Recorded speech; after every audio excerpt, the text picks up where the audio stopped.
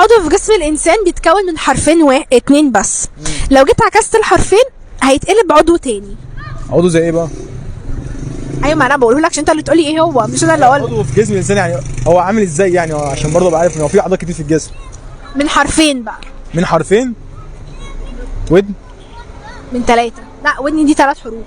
ودن من حرفين، لو عكستهم اتقلب. دراع؟ ده 4. طب بلا من حرفين 2. من حرفين 1 2. معده؟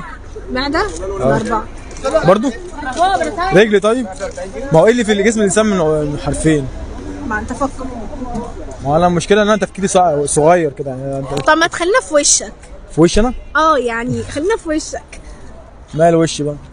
في ايه بقى من حرفين؟ في ايه من حرفين؟ مناخير؟ مناخير؟ مناخير لا مش عضوين.